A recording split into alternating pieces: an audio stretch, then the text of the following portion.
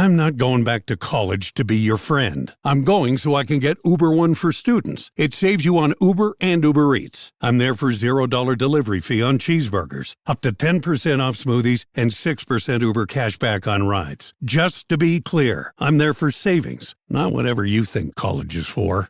Get Uber One for students, a membership to save on Uber and Uber Eats. With deals this good, everyone wants to be a student. Join for just $4.99 a month. Savings may vary. Eligibility and member terms apply. With Walmart's new fresh and frozen subscriptions, you can save time on your weekly grocery shopping. Dad, you're supposed to be grocery shopping. And miss the chance to embarrass you in front of your friends? I subscribe to snacks and wet napkins. You know how messy you are. Dad! Walmart. Subscribe to your weekly list.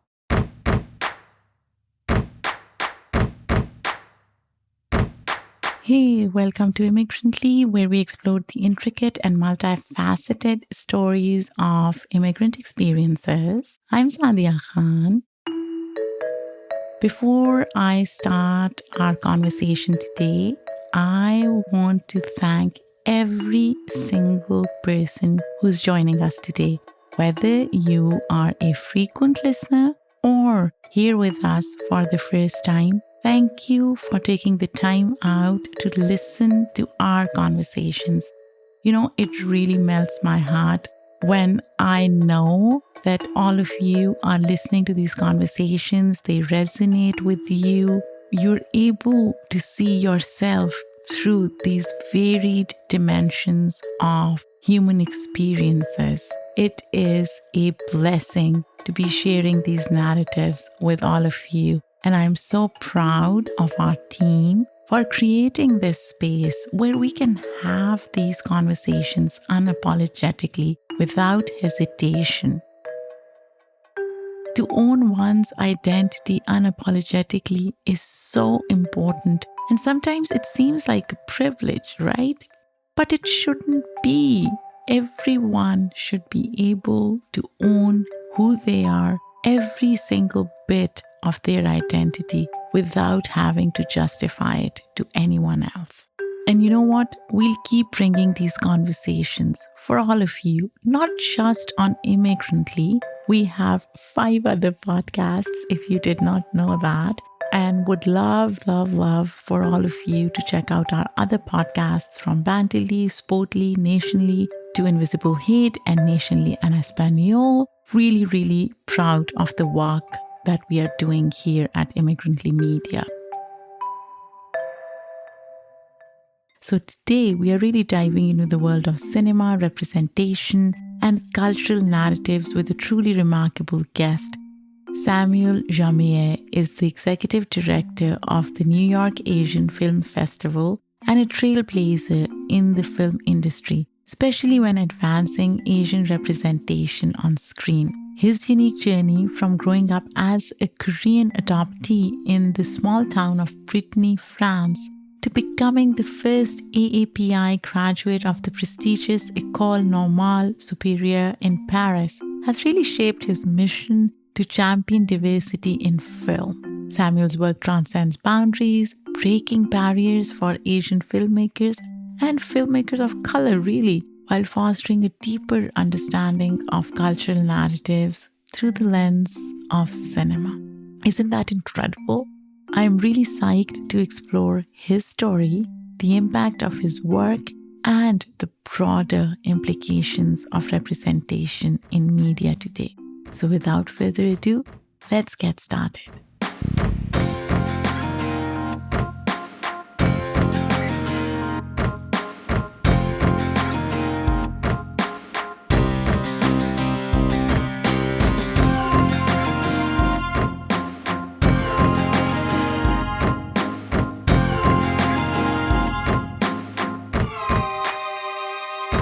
Hi, Samuel. How are you doing? Hi, how are you doing? I am good. I can see a book collection in the background. It seems like you are an avid reader. I read a lot, yeah. I like the company of books and reading them. It's starting to get a bit out of control, actually. I don't think it can ever be out of control when it comes to reading books, right? Yeah, sure, but like I'm holding books. I'm saying it's getting out of control because I'm literally having stacks of books now. There used to be a system, but I sort of proliferating everywhere. So that's why. Is there a specific book that you're reading right now? Well, typically I read several books at the same time. I'm reading something by Kenneth Swope, Academia, on a peasant rebel in the 17th century in Ming Dynasty China. I just got a book about the Three Kingdoms in Korea. And I'm reading The Great Wave by Michiko Kakutani. I think it's such a good habit, ritual, whatever you call it, reading books. I'm trying to get back into reading books. I never read a lot of books, but I have come to realize how important it is to read books because it really opens your perception of the world and what's happening around you, right? I have become more intentional about not just reading books, but listening to podcasts and audiobooks. So, yeah, I mean, this is such a good practice. So, we'll start with your journey. So, let's go back to France. What are your earliest memories as a child in France? You are a Korean adoptee, right? So, how old were you when you moved? I was about 4 years old, which is a bit unusual. 'Cause typically, kids from Korea in the 70s, they were adopted really when they were babies. I was not a baby anymore. I could speak. The first 4 years in France, I don't have very clear recollections. I remember being very bored because for years I would not talk to people for a long time during the day. Like my first classes, that was not terribly successful in terms of my early social life because I was the only non-white kid. So kids wouldn't just talk to me easily. And I myself didn't, I felt I didn't have much to say. Having lived in the US for almost 24 years, I see how racial identity or racial hierarchy plays out in American society, right? But I wonder how it plays out in French society because a lot of people living in the US think that Europe is way more relaxed when it comes to racial dynamic. Is that true? I think it's true to an extent. Well, first of all, I grew up in a very specific part of France, so I can't say that it's that typical of what you're going to see in the rest of France. So you grew up in Brittany, right? Yeah, Brittany, so northwestern France, the far west in a sense. It's across the channel from England, really. So culturally, it's a bit different from the rest of France. To go back to your question about how French society deals with non-white, there are forms of racism, obviously, in France, but it takes on a more bourgeois form, perhaps. It's more microaggressions, or like we're not like aggression, like let's get segregate against people, but I think the big sort of blind spot of French people in particular is there's a sense that the degree zero of being French is being white. So when I was a kid, you would never say white person. White isn't a race. Like you have this sort of default threshold when you're just French. You speak fluently, you digest a fair amount of literature, you go see films, and that's it. Bam, you're a French person. To an extent, people do take into account your physical appearance for sure. But not to the extent where you think it happens in the US? Well, again, I live in New York, so for me, like the large metropolitan cities, I live in London as well. So my first experience of actually living overseas was London. It was a massive difference. Like no one paid attention to me, but at the same time, there was a degree of attention to the fact that I was Asian. So for a long time, I sort of worshipped London. I used to think I'm going to live there eventually. Well, instead, I moved to New York. But it's a little bit similar as well. So I can't speak about the rest of America. Obviously, it's a little ugly. I mean, I've traveled a bit. I went to the South and oh, you're getting stares. You are getting stares for sure. How did your childhood or upbringing in France influence your perception of identity? I think in a sense, when I compare with my experience with like the adoptee kids growing in Minnesota, there's some similarities in that I was the only non-white kid for years. And generationally, I compared with people who were adopted when they were little babies in some of these areas in the Midwest. There's some degree of similarity. In that at some level you forget you're not quite like others. Having said that, I never thought of myself as white, but that's unique to the Korean adoptee experience. I mean, it happens with Asian Americans as well. You see your parents every day, and a lot of adoptees start thinking literally that they're white. They see someone else in the mirror. Having said that, I think because I was adopted when I was a little bit older, I didn't really have that. Like, I knew I was different. I would forget sometimes. For several hours, I didn't think of myself as different, but I didn't think of myself as white at the same time. But I had a phase when I was rejecting all things French. I was like, when I started living overseas, I would get a slight sense of envy. I would see French people, I want to say white, recognize each other in the subway in London, in New York, and like, why am I not part of this? And instead, I was pushed more and more towards gravitating, orbiting around Asians. Do you think others' perception of your identity in a way grew on you, and that's how you started to see yourself in a different light? Or did you push back? I pushed back for a while in my 20s on the French identity because I felt, particularly in the US, there are cliches that are vastly incorrect based on images. The whole image, Emily in Paris sort of stereotype. I was like, come on, guys.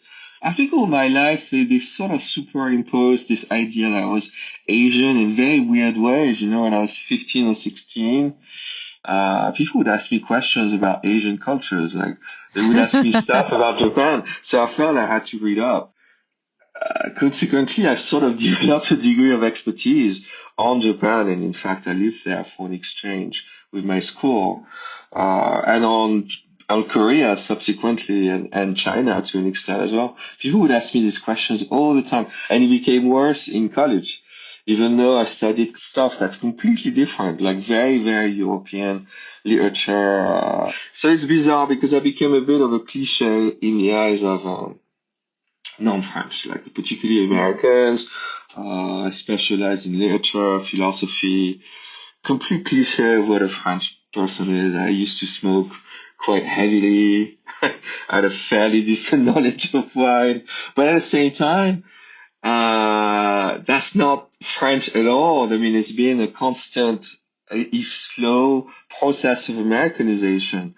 At the time, it was quite popular for bright kids in high school to specialize in mathematics and science. I was going completely across against the grain, and so it's a bit strange. I think I'm a bit of an anomaly in the sense too that my parents were extraordinarily conservative in ways you cannot imagine a white person to be ever. Give me an example. It's this cliche of what you imagine Asian families to be. So like church every Sunday, my mom, the whole, so something happened. I was 10 or 11 years old, maybe a bit younger. And I showed up with my school records and I was number 2 that month in mathematics. I was pretty happy about it because I felt mathematics didn't come so easy for me. And my mom looks at me because I show it to her. I'm fairly happy. And she just slaps me with the record. She goes like, I didn't raise you to be number 2. Like, Oh, wow. What do you think? You're so lazy. So I heard that my whole life. You're so lazy. So in France at the time, in high school, so when you're 16, you have to sort of I wouldn't say specialize, but your number of hours get reallocated depending on what you're good at or what you actually like. So at the time I chose literature. My mom, when I was 16, she had a 3-year-long fit of despair. She's like, such a loser. Like, you're doing literature. It's so easy for you. You're just choosing the easy way out. I was like, come on, I'm better at it. Obviously, in the long term, it'd be beneficial. So I think like the demands on me were quite similar to what you find more in what the cliche is of immigrant families. So they were like, you need to be a doctor, a lawyer. Anything else is like, it's subpar. That's nothing like what any person that I ever met in France was like. Did you ever have a conversation with your parents about this? Have you ever talked to them about the pressures? Yeah, I tried several times, but it wouldn't work. My parents are also very right wing. My mom, she would confess to me when I was a teenager, I'm afraid of black people. Oh, Like she'd wow. say stuff to me, I'd be like, oh, come on. And one day I told her, why did you adopt an Asian kid? I mean, what's your deal? And they're like, oh, we thought that was nice. Asian kids are smart. It's like, okay, all right, Oh, great. wow. Yeah. I was like, I had to live with that for a long time. Samuel, do you have siblings? Not that I know of. I have some doubts because actually my biological father found me a few years ago. I have a slight suspicion that he lied about whether or not I have brothers. He had a weird reaction to that when I asked him. So you met him? Yeah, that was a strange moment. It's a whole chapter in my recent life, I have to say. Yeah, it's complicated for me now. It's bizarre when you're way in your 40s to meet your dad. It's a very, very strange moment. Especially my relation to Korea is not quite resolved, I want to say. With Walmart's new fresh and frozen subscriptions, you can save time on your weekly grocery shopping. Dad, you're supposed to be grocery shopping. And miss the chance to embarrass you in front of your friends? I subscribe to snacks and wet napkins. You know how messy you are. Dad. Walmart. Subscribe to your weekly list. It's been a 3-year wait, but the Olympics are back, and the CBS Sports Podcast Network has you covered with everything happening in Paris. It's a new era for the U.S. women's national team, and Attacking Third will tackle all the women's soccer action. First Cut will keep close tabs on golf, while Beyond the Arc will follow the U.S. men's basketball team on a quest for another gold. And We Need to Talk Now will provide comprehensive coverage of women's athletes at the Olympic Games. Follow and listen to all CBS Sports podcasts for free on the Odyssey app and wherever you get your podcasts. Sergeant and Mr. Smith, you're gonna love this house. Bunk beds in a closet? There's no field manual for finding the right home.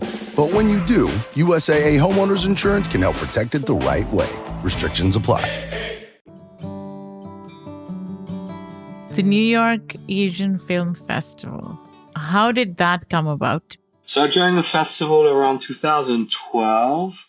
At the time, I was working with Japan Society, so I was running their film program. I would organize retrospectives of famous Japanese directors. So I would drag, genre very rare 35mm prints from the 60s and 70s.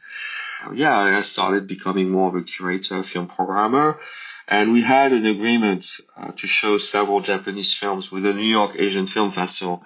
That's how I became part of the team. So one thing led to another, and I became more and more involved, and I took over the leadership a few years ago. It's a tumultuous history as well. It wasn't all that smooth, right? There were lots of ups and downs. It turns out organizing a festival is not the easiest thing. Why do you think we need an Asian film festival? I mean, for international film festivals in particular, there is a genre of films that get shown that does not reflect what the countries are like.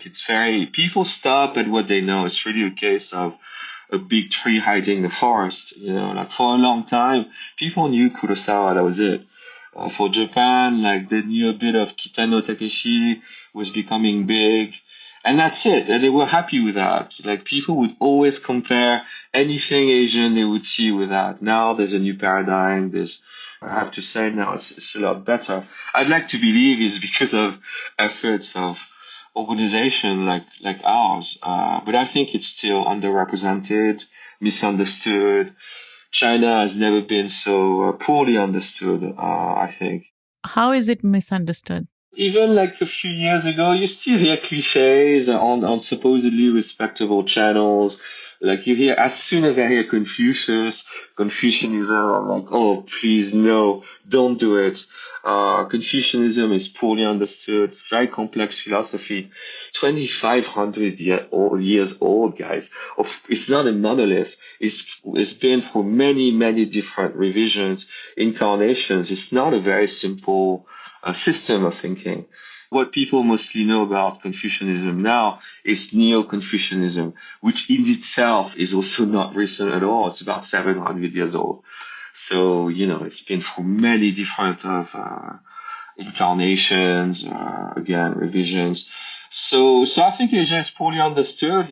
So, Samuel, basically what you're saying is that the New York Asian Film Festival is really flipping the script on what Asian identity truly means. It's presenting Asian identity, hopefully in its authentic form, right? And when you say Asian, my assumption is this is East Asian, South Asian. It's the broader Asian category. It's not just one kind of Asian identity that's being represented in this festival.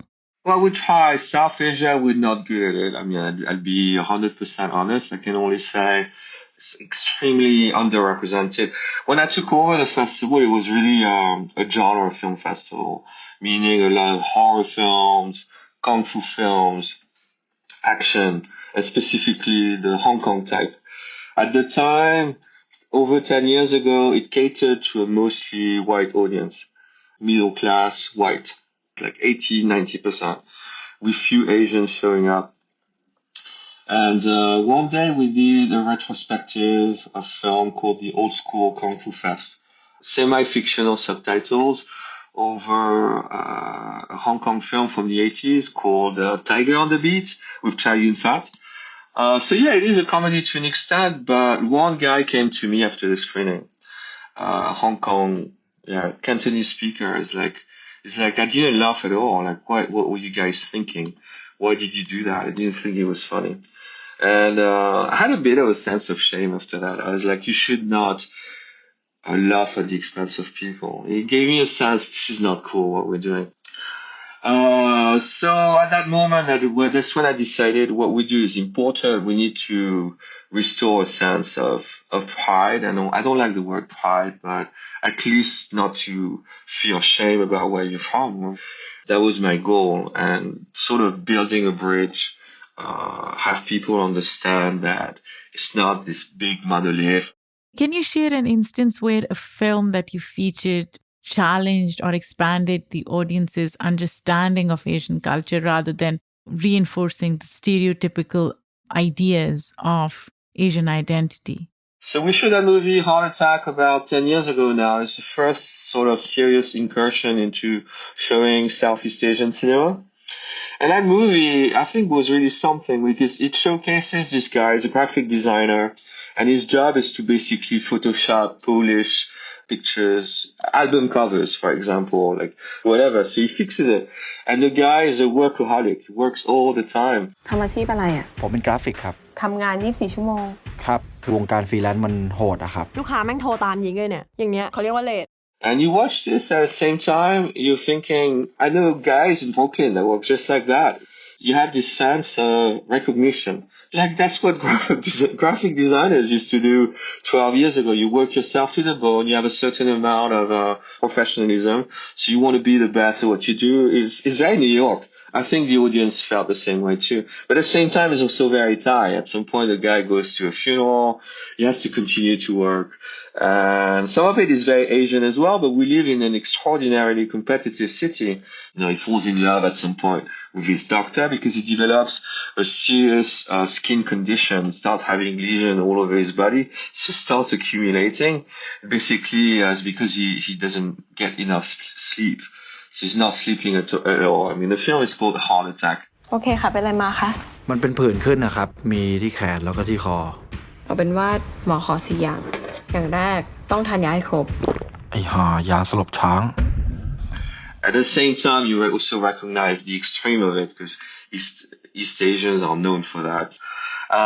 But at the same time, the romance, what the guy is as an individual, some of the everyday preoccupation are no different from any Europeans or any Americans. No conflict now. But at the same time, okay, so you have this one moment, the guy he goes to a funeral and he needs Wi-Fi. So he gets the Wi-Fi from the temple. I was like, this is a great moment.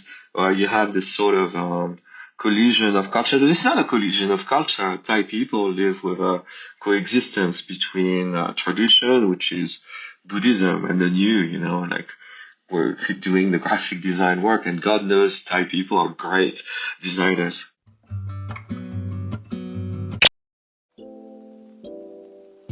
This episode is brought to you by Jira. Ever wonder how those big marketing campaigns that make headlines get delivered on time?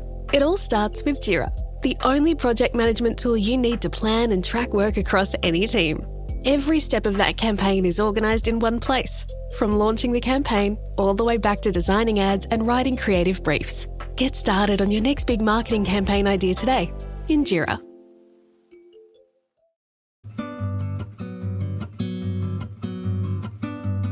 How do you strike a balance between this kind of authenticity and accessibility, especially when you're catering to a very diverse audience, right? How do you ensure that these stories are authentic yet accessible and they resonate with a diverse audience, including white audience?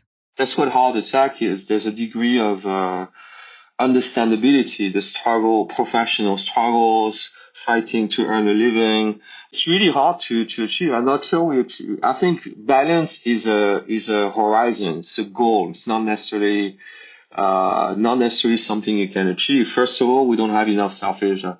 Practically speaking, I would need a pretty big investment if anyone here wants us to explore South Asia. But how do you strike a balance? I think you need a lot of research. I travel to these countries a lot, particularly Korea, Japan. You try to figure out what it is that's popular. I read a lot of the local news to see how people receive films. I can't go to every country. For example, for Malaysia, try to be attentive. The team tries to be attentive because I'm one of the programmers. So also one of the way we deal with it is everyone watches the films. I don't like the phenomenon of having over specialization. Like this, what I call the Japanese film programmer syndrome, where people just get fascinated by shit that no one else understands. I mean, I suffered from it from a while. How did you break away from it?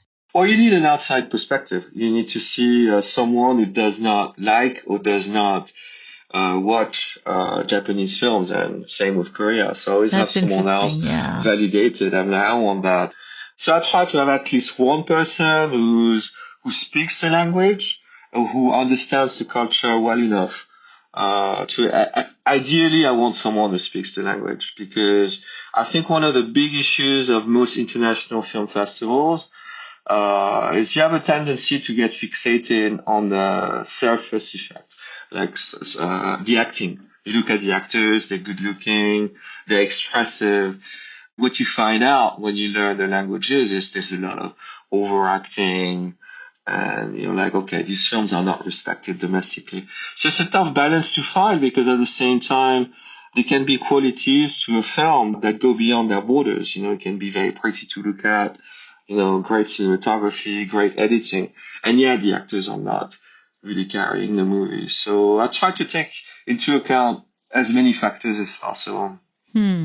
Which is sort of an impossible goal.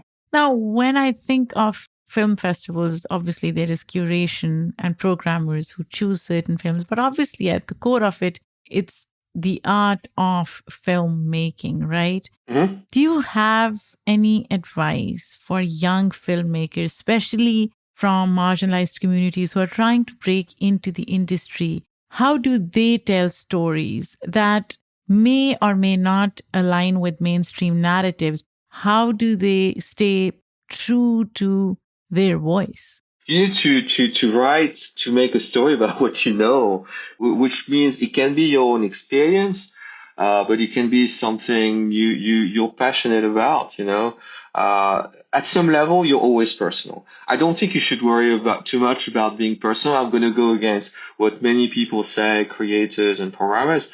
Of course, you're personal. You're going to tell a story. No one forces you to write a story. If you want to tell a story, obviously you already have that impetus. You have this desire to show something to the world. Of course, it's going to be personal, but deal with what you know. That's what authenticity is to me. And do not confuse the painful with like the most authentic. Sometimes people confuse, they feel like they're very sincere. They show the scars, the pain. Yeah, but at the same time, you're building something. It's also intellectual. So you need to construct it, and you build it with a team. You're not offering a novel, and even novels have to be constructed as well. Again, it's a matter of balance or chemistry. You need to find that sweet point where you have the technical abilities to tell your story, and at the same time, stay true to the core emotion of it. How does your personal self show up in your curation? I do not want the selection to reflect what I am and what I like. So to me, it's embracing things that I don't necessarily know, sometimes understand. I want to see a selection that reflects what the team is, and I don't necessarily agree with them. In fact, I disagree with them a lot, but I don't want to insert myself in there. I think at some point you need to let the works talk. If it's all about my taste, I can do that with my friends. Being a professional programmer, being good at what you're doing in programming, means you have to let the works talk for themselves at some level. Having said that, we do introduce all films. I try to provide context in the notes and so on. But it reflects what I am in the sense I try to be humble. That's an effort too. I don't want people to think, oh, that's what Sam likes. I think I would feel bad if people really thought that. So that's my effort. In the end, if you were to define the United States of America in the context of representation in cinema, how would you do that? I think it's a beautiful mess. I think it's at the forefront of it in the West. There's a lot of things going on right now, but we're still at the beginning. I like that it's messy. It could be messier. But right now we're not in a good spot. I think it's still dominated by a certain generation, by corporate interests, and yeah, the balance is not there. Nor is it even a horizon anymore. That's a lot of things are done mechanically and not very well thought over way. So you need to rebalance the artistry with the business side of it. Where can people find more information about the New York Asian Film Festival? NYFF.org stands for New York Asian Film Festival. We try to update it regularly. You can sign up to the newsletter. Thank you so much, Samuel. This was wonderful. Thank you, Sagan. That was good.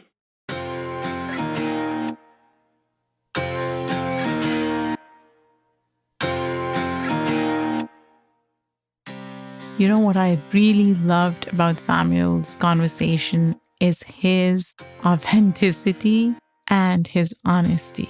Not to say that other guests are not honest or authentic, but sometimes you come across a guest who really speaks their mind. And that's what happened on this episode. I'm so glad I was able to connect with him, talk to him about movie curation rather than movie making, and also his own journey. If you like this episode, please do share it with your friends, family. Give it 5-star review. Share it on social media. And if you haven't checked out our social media, we are on Instagram at Immigrantly Media. On X, I refuse to call it X, but I just did, at Immigrantly_pod. We are on TikTok at Immigrantly Podcast. Check it out. Check our website where we have all our podcasts, all the information, updates, news. It's immigrantlypod.com. This episode was produced by me, Sadia Khan, written by me. The editorial review is done by Shay Yu. Our sound designer and editor is Hazik Ahmed Farid. Our theme music is by Simon Hutchinson. Other music by Epidemic Sound. Come back next week when I have another guest for you. Until then, take care and be kind to yourself.